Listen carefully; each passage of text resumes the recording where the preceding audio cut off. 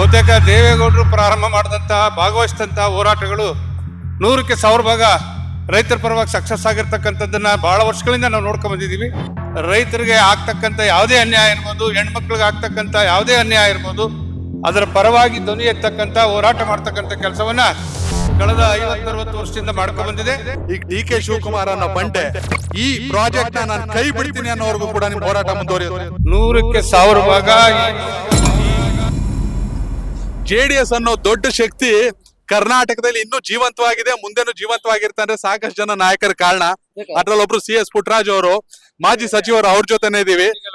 ಜನರ ಜೊತೆ ಸಾಮಾನ್ಯರಂತೆ ಸಾಕ್ತಾ ಇದಾರೆ, ಅವ್ರನ್ನೇ ಮಾತಾಡ್ಸೋಣ.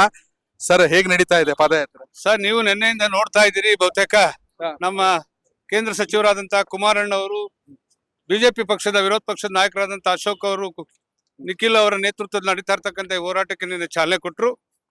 2ನೇ ದಿನ ಇವತ್ತು ದೇವೇಗೌಡಾಜಿ ಅವರು ಬಂದು ಇವತ್ತು ಎಲ್ಲರನ್ನ ಹುರಿದುಂಬಿಸುವಂಥದ್ದನ್ನ, ಶಕ್ತಿ ಕೊಡ್ತಕ್ಕಂಥ ಕೆಲಸವನ್ನ ಚಾಲನೆ ಕೊಟ್ಟು ಮಾಡಿದ್ದಾರೆ. ಬಹುತೇಕ ದೇವೇಗೌಡರು ಪ್ರಾರಂಭ ಮಾಡಿದಂತಹ ಭಾಗವಹಿಸಿದಂತಹ ಹೋರಾಟಗಳು 100ಕ್ಕೆ 1000 ಭಾಗ ರೈತರ ಪರವಾಗಿ ಸಕ್ಸಸ್ ಆಗಿರ್ತಕ್ಕಂಥದ್ದನ್ನ ಬಹಳ ವರ್ಷಗಳಿಂದ ನಾವು ನೋಡ್ಕೊಂಡ್ ಬಂದಿದ್ದೀವಿ.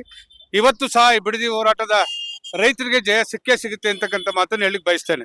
ಸರ್, ಕರ್ನಾಟಕದಲ್ಲಿ ಲಾಟ್ರಿ ಅಂದ್ರು ನಿಷೇಧ ಮಾಡಕ್ ಕುಮಾರಣ್ಣ ಬರ್ಬೇಕು, ಸರಾಯ ಅಂದ್ರು ಕುಮಾರಣ್ಣ ಬರ್ಬೇಕು, ರೈತರು ಸಾಲ ಅಂದ್ರು ಕುಮಾರಣ್ಣ ಬರ್ಬೇಕು.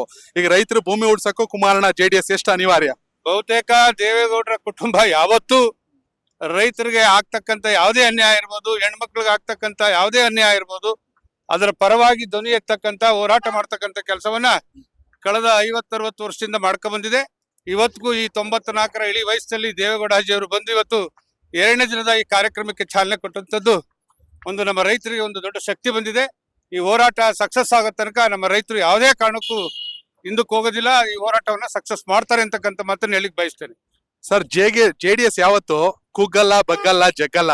ಈಗ ಡಿ.ಕೆ. ಶಿವಕುಮಾರ್ ಅನ್ನೋ ಬಂಡೆ ಈ ಪ್ರಾಜೆಕ್ಟ್ ನಾನು ಕೈ ಬಿಡ್ತೀನಿ ಅನ್ನೋವರೆಗೂ ಕೂಡ ನಿಮ್ ಹೋರಾಟ ಮುಂದುವರಿಯುತ್ತೆ. 100ಕ್ಕೆ 1000 ಭಾಗ ಈ ಪ್ರಾಜೆಕ್ಟ್ ನ ಹಿಂಪಡೆಯೋ ತನಕ ನಮ್ಮ ಹೋರಾಟ ನಿಲ್ಲಲ್ಲ. ಅದನ್ನ ರೈತರ ನೇತೃತ್ವದಲ್ಲಿ ಅದು ಮಾಡೇ ತೀರ್ತೀವಿ ಅಂತಕ್ಕಂಥ ಮಾತನ್ನು ಹೇಳಿಕ್ ಬಯಸ್ತೇನೆ. ಸರ್, ಮತ್ತೊಂದು, ನೀವು ಹಿರಿಯರಾಗಿರೋದ್ರಿಂದ ಪಕ್ಷದಲ್ಲಿ ನಾನು ಕೇಳ್ತಾ ಇರೋದು, ಕೇವಲ ಬೈರ್ಮಂಗಲದಿಂದ ಬೆಂಗಳೂರಲ್ಲ, ಬೆಂಗಳೂರಿಂದ ಬೀದರಿಗೆ ಪಾದಯಾತ್ರೆ ಆದ್ರೂ ಕೂಡ ನಾವು ಸಾಕ್ತಿವಿ ಅಂತ ಕಾರ್ಯಕರ್ತರು ಹೇಳ್ತಿದ್ದಾರೆ. 100ಕ್ಕೆ 1000 ಭಾಗ ಇವತ್ತು ನಮಗೆ ನಮ್ಮ ಶಕ್ತಿನೇ ಕಾರ್ಯಕರ್ತರು, ಮುಖಂಡರು. ಎಂತ ಅನೇಕ ಹೋರಾಟಗಳನ್ನ ಮಾಡಿದಂತ ಸಂದರ್ಭದಲ್ಲಿ ಈ ರಾಜ್ಯದಲ್ಲಿ ಹೊಸ ತಿರುವನ್ನು ಕೊಟ್ಟಂತವರೇ ನಮ್ಮ JDS ಕಾರ್ಯಕರ್ತರು.